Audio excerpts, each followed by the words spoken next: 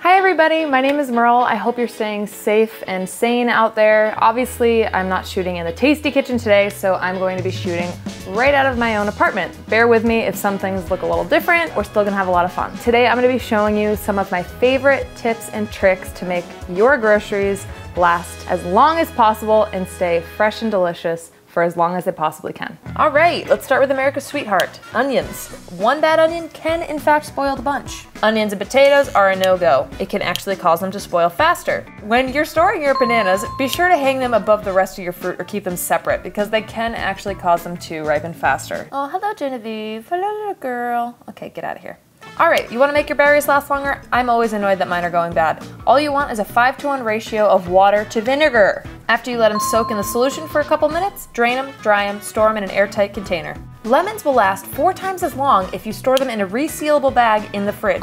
I'm trying to save the world over here, so I use a reusable bag, but any plastic resealable bag will work. Speaking of bags, do not keep tomatoes in plastic bags. That tricky ethylene gas will actually make them ripen faster. Instead, unripe tomatoes should be stored stem down, and already ripe tomatoes can be kept at room temperature on the counter away from sunlight. Mushies! You want mushrooms to be stored in a paper bag because moisture is your worst enemy. It will only cause them to go bad and to smell really horrible. Don't you love it when you put a half an avocado in the fridge and 10 minutes later it's disgustingly brown? Well, if you brush a little bit of olive oil or a little bit of lemon juice on there, you won't have to deal with that unsightly mess. Also, if you keep a pit inside an avocado, it'll actually reduce it from browning as well. Mysterious, beautiful things, those avocados. When you open something out of a can and take all of it out of the can, do not store it in the can because that can lead to botulism, which is very, very, very bad. Instead, you want to store the remainders in a safe, airtight container.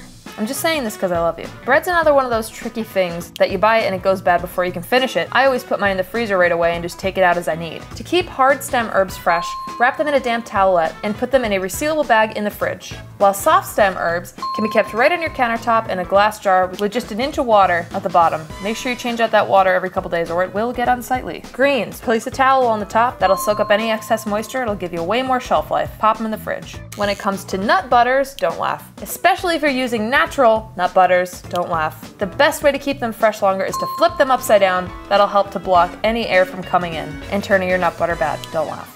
These are examples of some things that should always be stored in the refrigerator. Here are some examples of things that should always be stored on the countertop, or at least not in the fridge. And then here are some things that should be stored on the countertop until they're ripe, and then you can refrigerate them.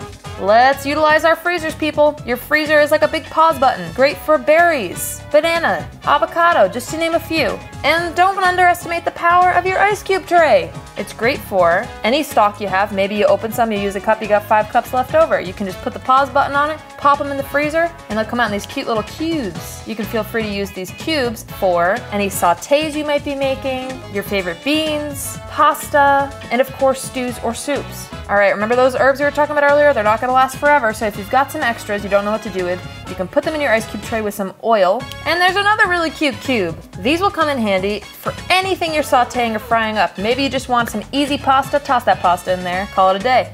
And of course, tomato paste. We all know how it goes with tomato paste. It's always the same. You use 1 tablespoon and then you've got the whole can. Pop that in the freezer and then you can save it to use for any recipe you might need it for, whether it's a curry or a tomato sauce, you name it. Here's another way to store avocado. If you mash it up, you can make little avocado cubes, and they're a great thing to pop into your smoothies for a little nutrition boost and for that great creamy texture. Your fridge and your freezer, they love you. You love them. So we gotta keep them clean, people. Any bacteria or mold that's left in your fridge is gonna spread to your other good food. Now that you've got your fridge all disinfected, it smells so good. I can smell it from here. Upper shelves have the most consistent temperature. Bottom shelves, these are cooler shelves, particularly towards the back. And then the crisper drawers. The higher humidity is what's gonna help your produce from drying out. And finally, the doors. They are the warmest area of the fridge, so you wanna keep your least perishable items here. Stay safe, stay well out there, sending everyone my love. And don't forget to smile. Hey, we've got some extra time these days, maybe it's not a bad time to learn how to juggle.